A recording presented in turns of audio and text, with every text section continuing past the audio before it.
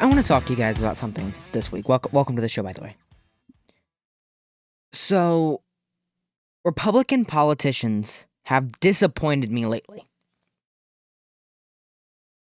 Senate Bill 475, Juneteenth National Independence Day Act, was passed through the Senate and the House with unanimous Republican support. I don't have a problem with Juneteenth. I have a problem with Juneteenth National Independence Day. We have a National Independence Day.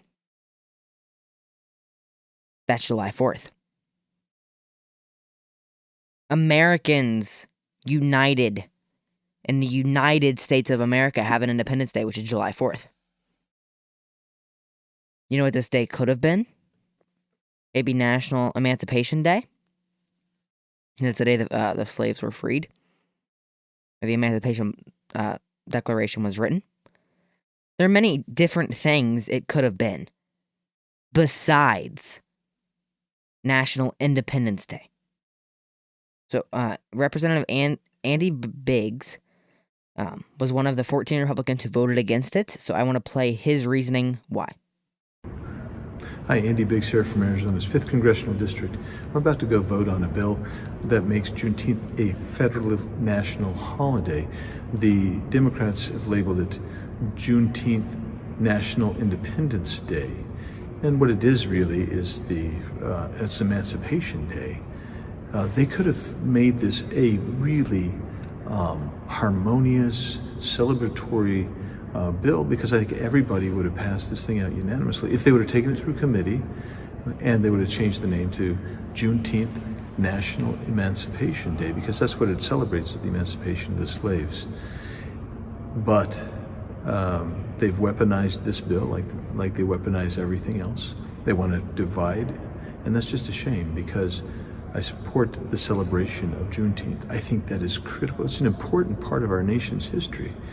And if they would have named this correctly, and if they would have included Republicans, if they would have said, let's join together to celebrate the Emancipation Proclamation and the starting of the end of this dark time in our history, I think they would have had this great opportunity to unify Congress and maybe send a signal to America that we can unify in a time of stark divisions.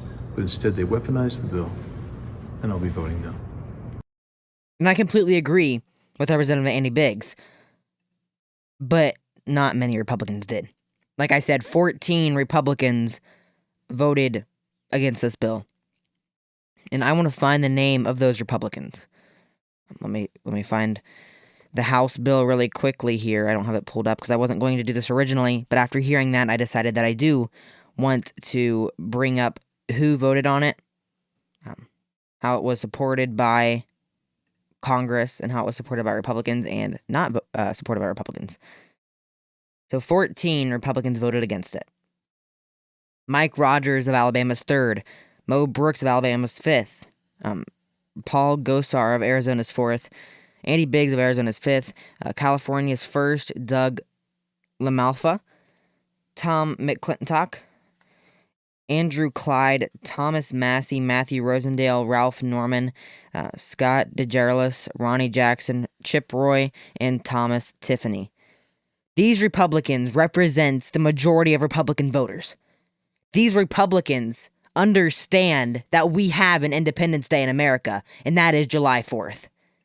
These Republicans understand that had it been National Emancipation Day, had it been a unifying day, it could have been a unifying vote. But instead, the Democrats decided to run a partisan bill trying to trample on July 4th and act like July 4th is a day that doesn't even exist in our history, where the United States of America, every American can celebrate their freedom. That is July 4th. White, black, whoever you are, if you're Asian, Indian, Hispanic, whoever you are, you can celebrate July 4th as Americans, thanking our founding fathers for making us a free country, setting precedents that make us a free country. We could also have Juneteenth to celebrate the freedom of slaves by naming it National Emancipation Day, by naming it Juneteenth National Emancipation Day, rather than running through a partisan loophole, not a partisan loophole, but a partisan name of National Independence Day. America has an Independence Day, and it's July 4th. You'd think Democrats would know that, but apparently they don't. Another disappointing thing that Republicans have done, this is in the state of Ohio, where I am from. Members of the Ohio House expelled Representative Larry Householder, the federally indicted Republican ex-speaker, Wednesday in a bipartisan vote that invoked their powers to remove a member for the first time in 150 years. Representative Larry Householder has not had his day in court. Representative Householder was reelected unanimously by his constituents after these accusations came out. And he has not had his day in court. He has not had a chance to defend himself in a court of law against these baseless accusations. Yet Republicans, the majority of Republicans, I think there were 24 Republicans that voted against this bill. Maybe not even 24. I think it was 20 Republicans and 1 Democrat that voted against this action to remove him from office. This was a completely, I don't know how I could say it was partisan, because it was Republicans who decided to do this to Representative Householder with no true reasoning. Has he had his day in court? What happened to innocent until proven guilty? What happened to that? Is that just not a thing anymore in 2021 America? Is that not a thing in the Ohio House? If you're a member of the Ohio House, do you no longer have innocent until proven guilty? Are you always guilty until proven innocent? Larry Householder should not have been expelled from Congress, from the Ohio Congress.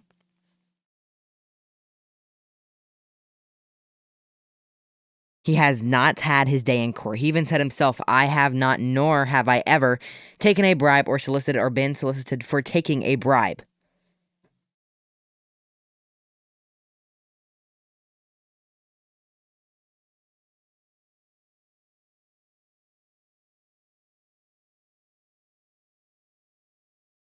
This is disappointing.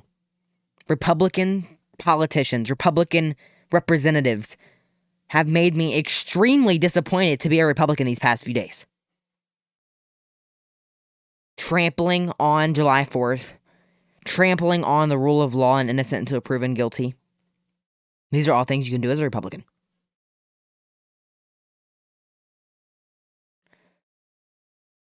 This is making me want to stop being called GOP, Josh.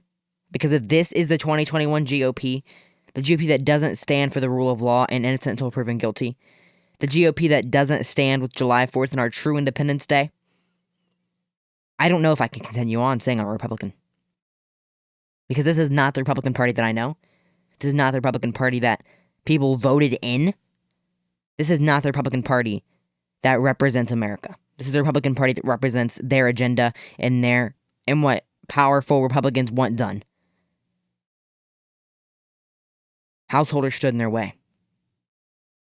So they got rid of him.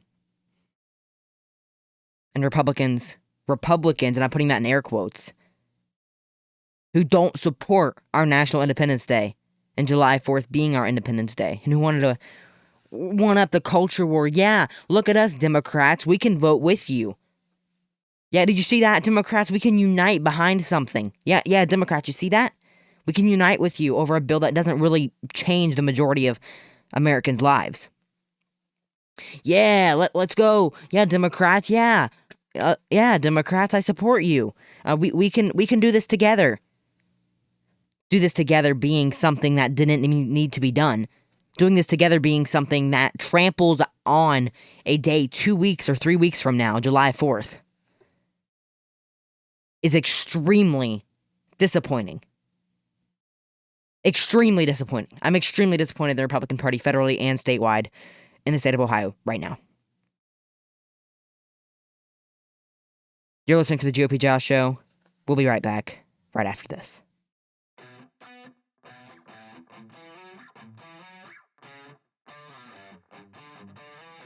Did you know that the GOP Josh Show is available wherever you get your podcasts? That includes Apple Podcasts, Breaker, Google Podcasts, Overcast, Pocket Casts, Radio Public, Spotify, and Stitcher, as well as iHeartRadio and YouTube. Just search the GOP Josh Show wherever you get your podcasts. You can also follow me on Instagram, which is GOPJosh20, and my Twitter is GOPJosh20. Now, back to the show. So in the New York mayoral debate, NYC's crowded field of Democrat mayor hopefuls squabble in their final debate. This is an article by the New York Post. So I'm covering this mayoral race because New York is a very progressive city, but moderates are actually starting to lead a little bit more. So I'd like to see where this goes, and that's why I'm covering this one mayoral race. New York City's crowded field of Democratic mayoral candidates made their final pitch to voters on Wednesday night during a debate that lacked substance and was repeatedly derailed by petty squabbles. Sounds like every Democratic debate ever. All 8 City Hall hopefuls stepped on stage for the WNBC TV event and was given equal time despite some candidates polling in the low single digits. Joining the top contenders were ex-Citigroup executive Ray McGuire, former federal housing director Sean Donovan, and nonprofit leader Diane Morals. The showdown, the last ahead of ranked choice voting primary on June 22nd, left little room for the leading candidates to interact and allowed the others to waste time on attacking each other. One crisis emerged while McGuire and Morales were bickering over whether to slash funding from the NYPD. McGuire, a black banking exec, said that defund the police movement would end up in disaster for New Yorkers. Morales, who identifies as Afro-Latina, shot back, "You don't speak for black and brown communities." It was one of the several quarrels that broke out during the messy 2-hour matchup, which was co-hosted by Telemundo, 47 Politico, Citizens Budget Commission, and New York Urban League. Brooklyn Borough President Eric Adams, who holds in a solid 11-point lead in the primary, stayed above the fray as he was targeted by several other contenders. Tech entrepreneur Andrew Yang, who landed in second place after Adams in a recent poll, hit the former police captain for failing to snag the backing of the Captain's Endowment Association, the union that once represented him. "The people who worked for him for years, who know him best, they just endorsed me," Yang snapped. Adams dismissed the attack, saying, "I said a month ago I'm not taking any of the union's endorsements." This is pretty important. Now, obviously, Andrew Yang ran for president, didn't do very well in the primaries, but he grew a big following base nationwide. So seeing him run for mayor of New York, it's a pretty big deal. Because if he does run for mayor of New York and becomes Mayor Yang, he could have better chances at running for president. I think he's talked about trying to implement a universal basic income for people who live in New York City. I don't know if that's going to be able to happen, but I know he's talked about it in some of his speeches that he's given, because I've been following this race pretty closely, just not on the podcast. The Supreme Court on Thursday upheld Obamacare against the latest Republican challenge, preserving the landmark law and its key protections for millions of people with pre-existing health conditions, according to The Hill. The justices ruled 7-2, which includes Amy Coney Barrett and Kavanaugh. The justices ruled 7-2 that the GOP challengers lacked standing to sue in a decision that marks the third major challenge to Obamacare or the Affordable Care Act to be rebuffed by the Supreme Court in roughly a decade. The case arose after 18 Republican states brought a legal challenge in 2018 aimed at striking down the ACA. Led by Texas, the GOP challengers focused on the Obamacare tax penalty meant to induce the purchase of health insurance by most Americans. They argued that former President Trump's 2017 tax cut would zero out the penalty and made the provision unconstitutional. Without the tax penalty, they argued, Obamacare effectively lost its constitutional footing, requiring its invalidation by the court. But the justices did not even address those issues in their decisions. We did not reach the questions on the act's these questions on the act's validity. Oh wow, I cannot speak today. Act's validity, however, for Texas and other plaintiffs in the suit lacked the standing to necessarily to raise them. Justice Stephen Breyer wrote for the majority. Breyer was joined by Kagan and Sotomayor, as well as 4 of the court's more conservative members: Chief Justice John Roberts, Clarence Thomas, Brett Kavanaugh, and Amy Coney Barrett. Alito and Gorsuch wrote in...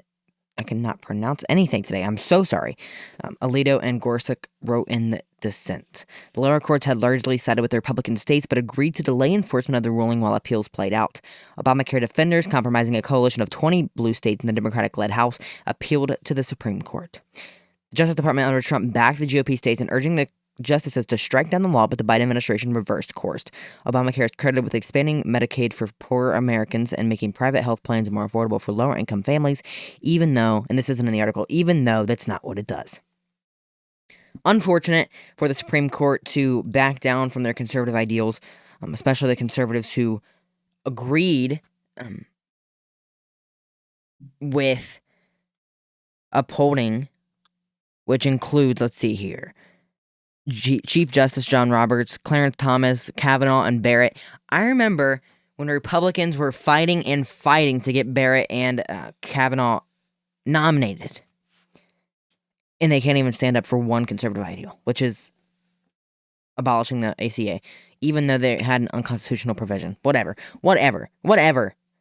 to these justices who wouldn't be in there without Republicans fighting tooth and nail, having heart attacks trying to... I don't know if they actually had a heart attack, so don't take that literally.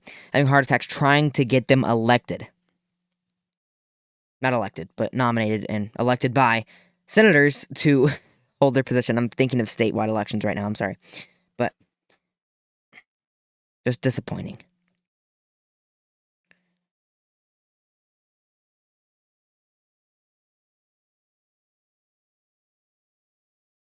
So North Korea is running out of food. Kim Jong-un warns that North Korea is running out of food as reports say a bunch of bananas now costs $45.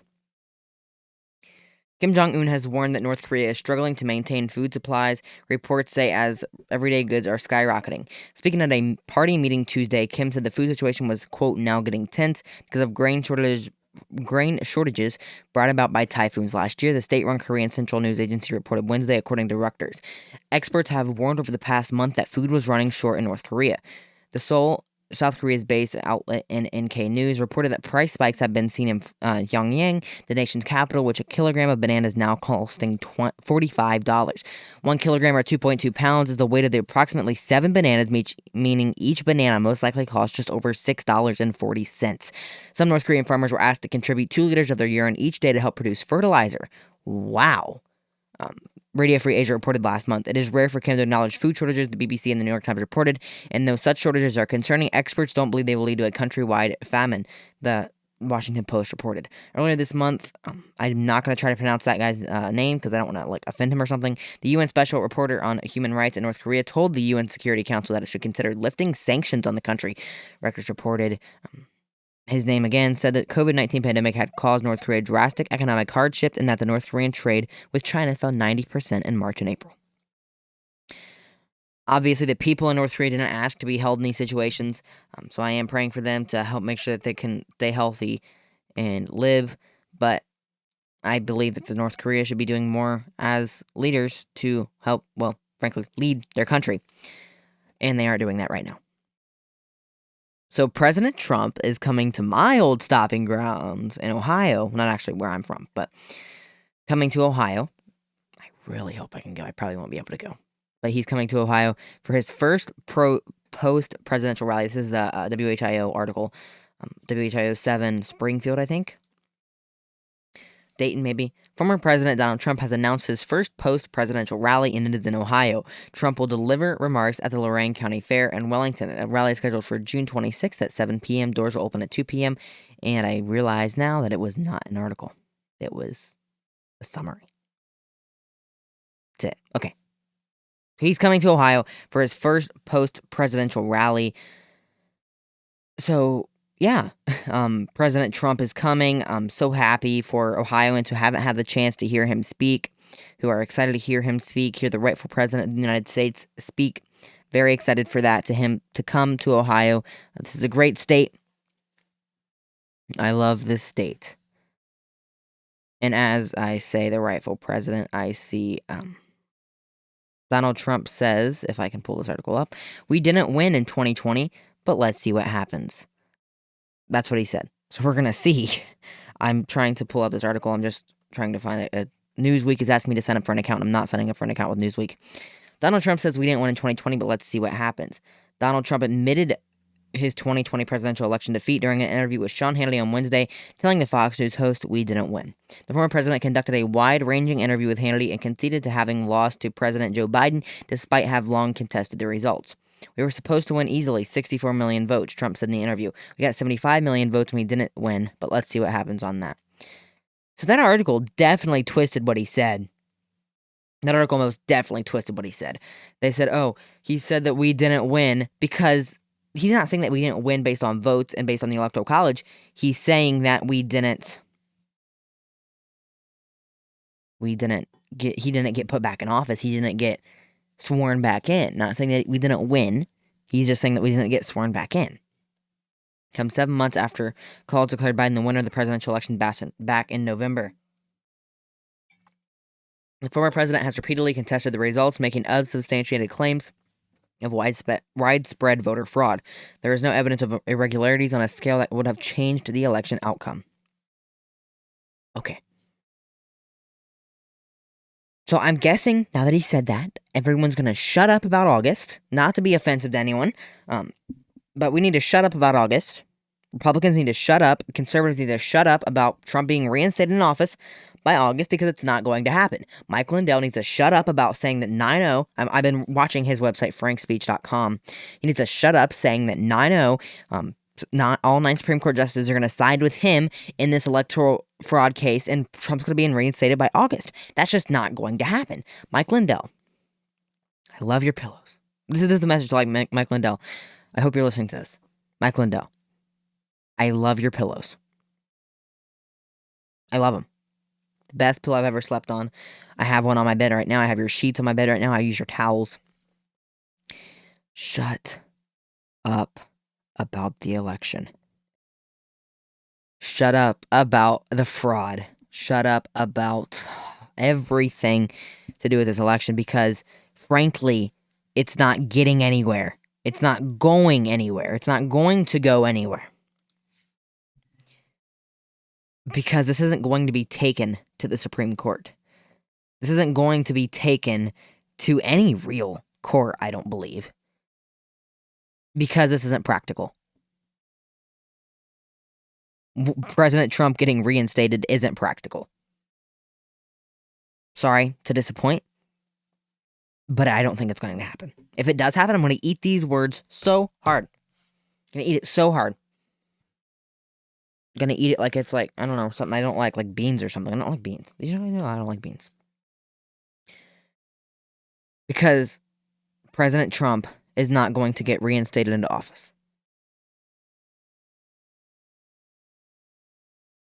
So I know this episode was a little shorter than usual. I'm just trying to get back into it, get back into the podcast, get back into the radio show, everything like that. You can listen. Make sure you check out my website. I've been trying to change it up a little bit there, make it more user-friendly on GOPjosh.com. That is GOPJOSH.com. Follow me on Twitter, GOPJosh20. Follow me on Instagram, GOPJosh20. Follow me on TikTok. That is just at GOPJosh. I'm doing pretty well on there, besides getting community guidelines violations and shadow banned out of my mind. I've tried posting a video 3 times, and 3 times, no success anyway. I posted a video 3 hours ago and it has 3 views and I have 3,000 followers. So TikTok's definitely messing with me there. I got a video taken down recently for a community guidelines violation. I appealed it. They have not viewed my appeal yet. So we'll see what happens there. I may move away from TikTok. TikTok is where I'm reaching the majority of my followers right now. I have the majority of my followers are on TikTok. But if I'm not going to be able to promote my content, I'm not going to be able to reach my audience, what's the purpose of having an account on there anyway? So thank you for listening to today's episode of the GOP Josh Show, GOPjosh.com. Thank you for tuning in. Make sure you rate 5 stars on Apple Podcasts. Subscribe on your favorite podcast platform. Follow me on Twitter. That's where I post all my updates, as well as all of my quick thoughts that I want to publish. And this podcast, because I have a website, because I have a homepage to go if it gets deplatformed, I'm a lot more vocal on this podcast than I am on Twitter. I say a lot more on this podcast that I most definitely should not say than I do on Twitter, because on Twitter I could be deplatformed, lose everything. This podcast, I can just start uploading the episodes to my personal website, and we're fine. We're no longer deplatformed, we're fine. I don't have an alternative to Twitter on my website yet. So I'm way more vocal on here, on this podcast right now. I didn't say anything about Larry Householder on Twitter, but I went off here. I hardly said anything about Juneteenth on my Twitter, but I went off here. So make sure that you listen to this episode every week, because you're going to hear things on here that you don't hear on Twitter, which the majority of podcasts with personal accounts, with Twitter accounts, aren't like that. Usually whatever they put on Twitter is what they say on their podcast. They just mimic themselves pretty much all day whenever they have the show. My show is not like that. I say a lot more on here than I'm not afraid of saying, because I'm not afraid. I just don't want to get platformed. So I say a lot more on here than I'm going to say on other platforms. So that is your ticket to see me be more angry, is by listening to this podcast. Thank you guys for all the support lately. And yeah, talk to you guys next week. Stay tuned, my friends.